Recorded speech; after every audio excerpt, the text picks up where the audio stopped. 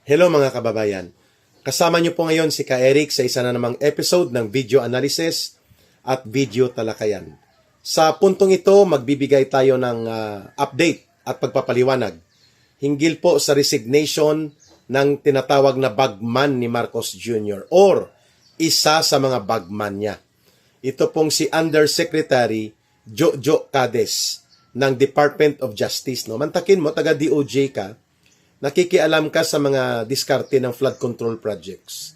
E di talagang may katotohanan o malapit-lapit sa katotohanan ang pattern of your activities. Why in the hell is an Undersecretary of the Department of Justice involved in the anomalous, questionable, and very scandalous issues involving flood control projects na mga ghost? Taga Department of Justice ka, flood control ang inaasikaso mo. Parang kagaya din ditong tinatawag na BFF daw ito ni Budget Secretary dati, ni Marcos na si Pangandaman, ni Amina Pangandaman, itong si Undersecretary Olaybar, na bata-bata ni DepEd Secretary, dating senador, bit-bit niya na ito, ni Sani Angara, si Yusek Olaybar. Hindi ko alam kung anong ibig sabihin ng BFF ni Amina Pangandaman. Itong si Yusek Olaybar, taga DepEd ka, ikaw ang facilitator ng flood control projects and iba pang proyekto na hinihingi ni Lolo Lucas Bersamin at nila Pangandaman as if you are involved sa mga anomaliyang ito. Kaya nag-resign din po ito ang bata-bata ni Sani Angara na bit-bit nila ito mula sa Senado, binit-bit niya bilang Undersecretary sa Department of Education, no? And I think the only qualification nito ni Olaybar dahil marunong maging bagman. Wow. So ganun din ba ang qualification ni Undersecretary Jojo Cades? Binanggit ito mismo ni Saldico, si Jojo Cades, samantalang si Yusek Olaybar, binanggit po ito at pinangalanan ni Yusek or Undersecretary Bernardo na mga sindikato na nanghihingi, naglalakad na mga proyekto, no, kay Lolo Lucas Bersamin ang itinuro ni Yusek Bernardo na ang tagalakad itong grupo nila Sani Angara sa DepEd 2.5 or 2.8 billion pesos na mga proyekto. At ang SOP niyan is 15% sa minimum or 20%. So that means mga hindi bababa yan sa 300 million ang nakuha na SOP o kutong. Kung pag-uusapan natin ang ibinulgar ni Yusek Bernardo kay Yusek Olaybar. Kay Jojo Cades, specific po ang pagkatukoy sa kanya.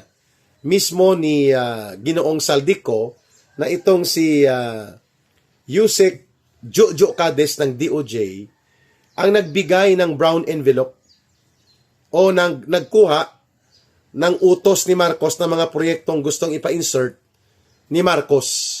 At alam na natin, pag in-insert yon, order yon ni Marcos, gagamitin yon sa pangdurubo, pangungulimbat at pangungurakot. So itong brown leather envelope na ito, na pocket size or folder size na brown, binanggit po ito ni Saldico na nakita niya ito sa Singapore.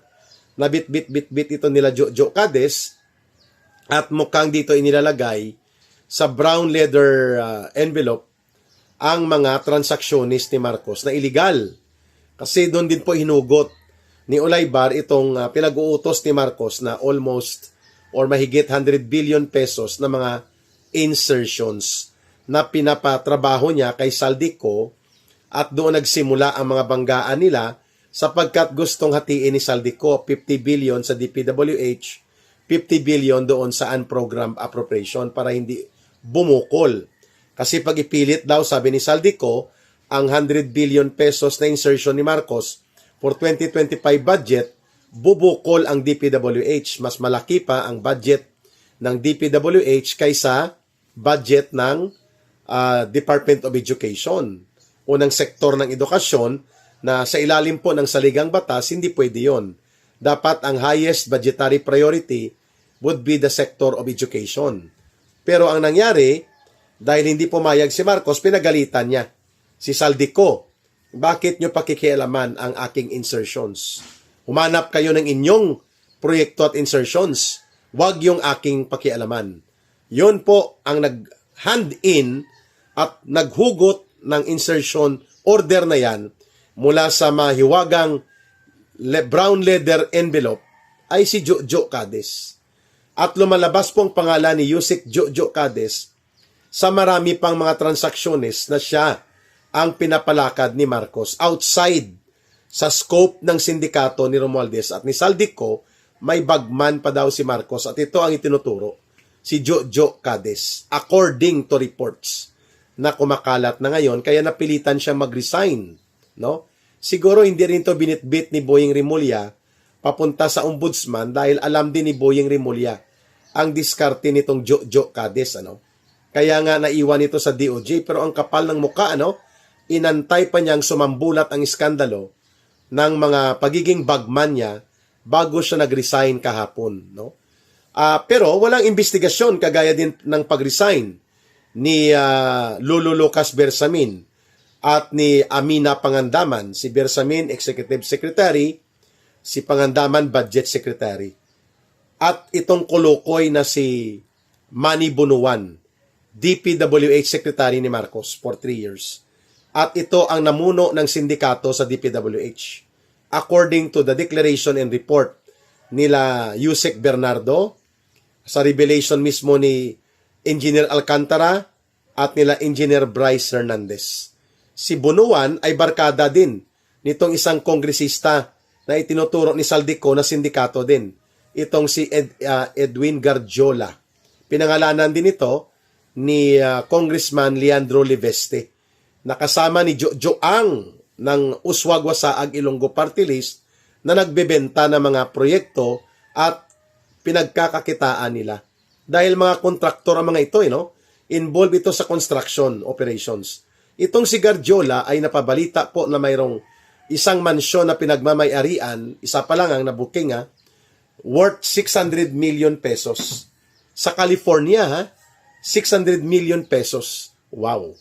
Kasi umaabot po sa mga almost 11 million dollars ang worth ng kanyang mansyon sa isang exclusive area ng California. Wow, grabe, no? So si Garjola at si Bunuan magbarkada. Si Bunuan may anak din na involved sa construction. At ito din si Jojo Cades, may mga kontraktor ding mga involvement siya. Bakit hindi ito sila pinag-iimbestigahan? Hindi kinakasuhan ni Boyeng Rimulya, no? Napangalanan na na-reveal na nga ang kanilang mga pangalan. Ulitin ko, si Yusek Olaybar, dyan sa DepEd nag-resign. Bata-bata ni Sani Angara ito na DepEd Secretary, bit-bit niya ito. At lumalabas na bagman operator nila ito. Si Yusek Olaybar at BFF ni Amina Pangandaman na dating DBM Secretary ni Marcos. Ang isa pa na hindi kinakasuhan at walang investigasyon o case build-up, si Lolo Lucas Bersamin na isinasangkot ni Yusek Bernardo kasama si Yusek Olaybar. At ang pinakamalala, itong itinuturo na bagman ni Marcos. Sa operations niya, sa mga insertions at iba pang pangungulekta, lumalabas po itong pangalang Yusek Jojo Cades. So, bakit walang case build-up? Sige nga, sagutin mo ito, Ombudsman Boyeng Rimulya.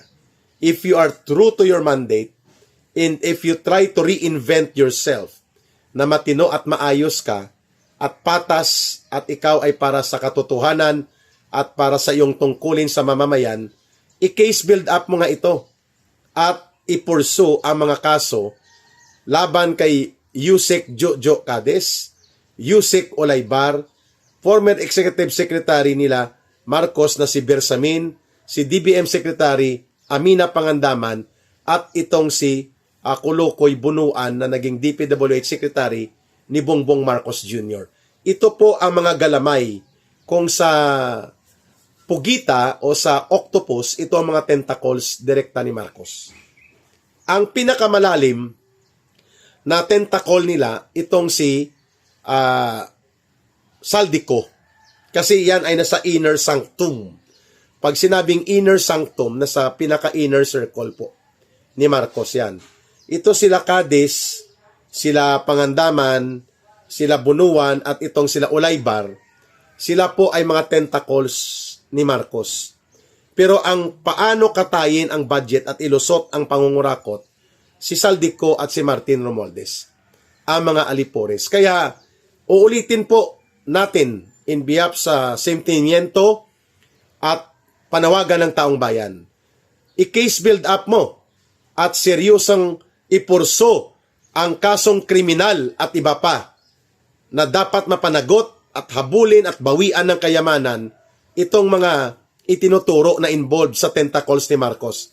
Habang hindi mo pa kayang kasuhan si Romualdez na brad mo sa fraternity na Upsilon at hindi mo kayang banggain si Marcos na siyang naglagay sa iyo at nagmaniobra para ikaw ay maging ombudsman, ipakita mo na may natitira ka pang dangal para tawaging ombudsman, Ginoong Boying Rimulya.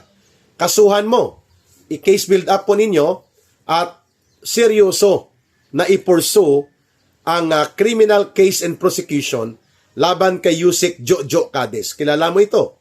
Nakasama mo ito sa DOJ bilang bagman operator ni Marcos. Si Bersamin na dating Executive Secretary, si Amay Napangandaman na dating DBM Secretary, at ganon din po itong si Bunuan na pinatakas na nila Marcos patago sa Estados Unidos at itong si Yusek Jojo Cades at Yusek Olaybar. Bakit wala? At dapat pati si Ralph Recto. Kasi sinabi na ng Korte Suprema, mga kababayan, mali at iligal ang pagkuha ni Marcos at ni Ralph Recto upang ilagay sa National Treasury at ipalusot papunta sa unprogrammed appropriations na pundo ang 60 billion pesos sa PhilHealth.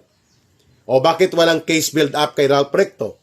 Ipagpalagay nating aantayin pa natin si Marcos bago makasuhan siya, dapat maalis mo na siya o umalis siya, umatanggal siya bilang presidente. But you can do that to Ralph Recto. No? Makapal din ito si Boy Taxman. Walang ibang alam ito sa buhay kundi magpataw ng buwis at hagupitin ng buwis ang mga ordinaryong mamamayan. Ganyan si Boy Taxman Ralph Recto, tagapaglatigo ng buwis sa taong bayan. Perwisyo talaga ito. At ngayon, napatunayan na mismo ng Korte Suprema, absolute unanimous 15-0. Pinapabalik kay Marcos at kay Ralph Recto ang pondo sa PhilHealth, subalit wala pong kaakibat na pagsasampa ng kaso na kriminal at administratibo laban kay Ralph Recto. Wow! At sa DBM din mismo na nagpalusot ng pondo upang punduhan ang mga unprogrammed appropriations ni Marcos. Kaya naman mga kababayan, nananawagan tayo ngayon kay Boying Rimulya. Itong allegedly itinuro ni Saldico at ng iba pang mga nagtitestify na involved itong si Jojo Cades, imposible namang nagmi-misrepresent si Jojo Cades na Yusek sa DOJ pero nakikialam sa mga flood control projects at sa mga ilan pang mga infra projects in behalf of Marcos. So bakit walang seryosong aksyon at hindi ito tinanggal ni Boying Rimulya kung sumasabog na pala ang iskandalo na involved na ito sa mga maniobrahan ng proyekto? Ibig sabihin po, talagang sindikato ang style ng operations ni Marcos sa kanyang gobyerno. The way things are being revealed right now, na may marami siyang cut out. Halimbawa, pagdating sa National Expenditures Program, ang kumakamada sila Pangandaman, sila Ralph Recto. Pero pagpasok sa Kongreso, ang kumakamada, si Saldico. Doon na ang mga realignment, insertions, at mga maniobra sa unprogrammed appropriations. Pero pagdating sa mga pagpaluap at paano kolektahin ang mga dinideliver na mga SOP, lumalabas itong pangalan ni Jojo Cades na inilagay mismo ni Marcos bilang Undersecretary sa Department of Justice, pero ang tungkol sa mga flood control projects ang kanyang inaasikaso. Yan. At kaya nga siya nabansagan na the bagman of the President. Boying Rimulya, nagaantay po, Ombudsman Boying Rimulya, ang taong bayan, kung ano ang gagawin ninyo upang maipakita ang inyong sinseridad at ang tinatawag mo na you are going to devote your life and your time para sa paghahabol sa mga nangungurakot at nag-aabuso sa pundo at kaban ng bayan at sa poder ng kapangyarihan ng pamahalaan. Do it now! At ito na ang ipinapanawagan ng taong bayan. Kung mayroon bagman at mayroong mga operator na tentacles o galamay ni Marcos, kailangan po ito maimbestigahan, magkaroon ng case build-up at maisampahan ng kaso at ma-prosecute. Otherwise, tatama po at magkaroon ng katotohanan ang binabanggit ni Senator Marcoleta na hanggang mga butete at sapsap lang ang kayang habulin nila Boying Rimulya pagdating po sa criminal case filing, case build-up, at iba pang coordination sa Anti-Money Laundering Council para bawiin at bawian sila ng mga dinambong na kayamanan. At ito ang inaantay natin. Ano po ang implikasyon ng pagkakaroon ng isang bagman na pinangalanan mismo ni Ginoong Saldico na itong si Yusek Cadiz ang may hawak palagi ng mga brown leather envelope na doon inuhugot ang mga transaksyon na gustong ipatupad ni Marcos.